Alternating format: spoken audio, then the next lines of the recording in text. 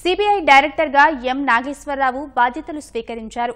గతంలో సిబిఐ డైరెక్టర్గా ఉన్న ఆలోక్ వర్మను అగ్నిమాపక సేవల డీజీగా బదిలీ చేయడంతో సిబిఐ పగ్గాలు మళ్లీ నాగేశ్వరరావుకు దక్కాయి.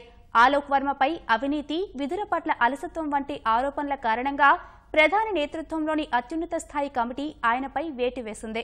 అనంతరం సిబిఐ పగ్గాలను తాత్కాలికంగా అదనపు డైరెక్టర్ ఎం నాగేశ్వరరావుకు ప్రభుత్వం అప్పగించింది. బాధ్యతలు చేపట్టిన వెంటనే ఆలోక్ వర్మ చేసిన బదిలీలను నాగేశ్వరరావు రద్దు చేశారు.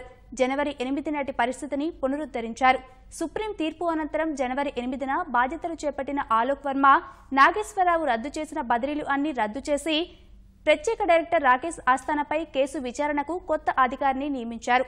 వాటన్నింటినీ నాగేశ్వరరావు ప్రస్తుతం రద్దు చేశారు. మరోవైపు ఆలోక్ వర్మ తన ఉద్యోగానికి రాజీనామా చేశారు.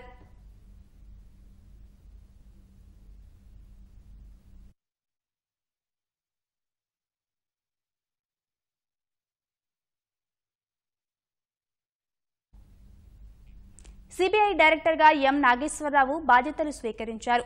గతంలో సిబిఐ డైరెక్టర్గా ఉన్న ఆలోక్ వర్మను అగ్నిమాపక సేవల డీజీగా బదిలీ చేయడంతో సిబిఐ పగ్గాలు మళ్లీ నాగేశ్వరరావుకు దక్కాయి. ఆలోక్ వర్మపై అవినీతి, విధుల పట్ల అలసత్వం వంటి ఆరోపణల కారణంగా ప్రధాని నేతృత్వంలోని అత్యున్నత స్థాయి కమిటీ ఆయనపై వేటు వేసింది.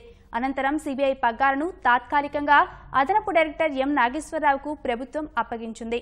బాధ్యతలు చేపట్టిన వెంటనే ఆలోక్ వర్మ చేసిన బదిలీలను నాగేశ్వరరావు రద్దు చేశారు. జనవరి 8 నాటి పరిస్థితిని పునరుద్ధరించారు.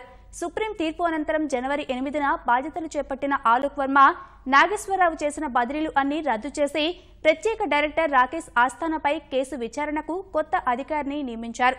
వాటన్నింటినీ నాగేశ్వరరావు ప్రస్తుతం రద్దు చేశారు. మరోవైపు ఆలోక్ వర్మ తన ఉద్యోగానికి రాజీనామా చేశారు.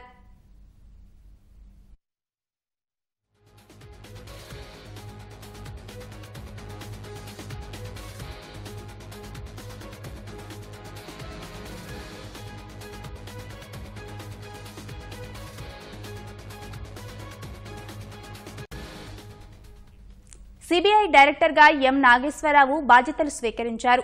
గతంలో సిబిఐ డైరెక్టర్గా ఉన్న ఆలోక్ వర్మను అగ్నిమాపక సేవల డీజీగా బదిలీ చేయడంతో సిబిఐ పగ్గాలు మళ్లీ నాగేశ్వరరావుకు దక్కాయి. ఆలోక్ వర్మపై అవినీతి, విధుల పట్ల అలసత్వం వంటి ఆరోపణల కారణంగా ప్రధాని నేతృత్వంలోని అత్యున్నత స్థాయి కమిటీ ఆయనపై వేటు వేసింది.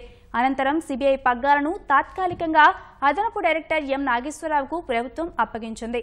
బాధ్యతలు చేపట్టిన వెంటనే ఆలోక్ వర్మ చేసిన బదిలీలను నాగేశ్వరరావు రద్దు చేశారు. జనవరి 8 నాటి పరిస్థితిని పునరుద్ధరించారు. సుప్రీం తీర్పు అనంతరం జనవరి 8న బాధ్యతలు చేపట్టిన ఆలోక్ వర్మ, నాగేశ్వరరావు రద్దు చేసిన అన్ని బదిలీలను రద్దు చేసి ప్రత్యేక డైరెక్టర్ రాకేష్ ఆస్థానాపై కేసు విచారణకు కొత్త అధికారిని నియమించారు. వాటన్నింటినీ నాగేశ్వరరావు ప్రస్తుతం రద్దు చేశారు. మరోవైపు ఆలోక్ వర్మ తన ఉద్యోగానికి రాజీనామా చేశారు.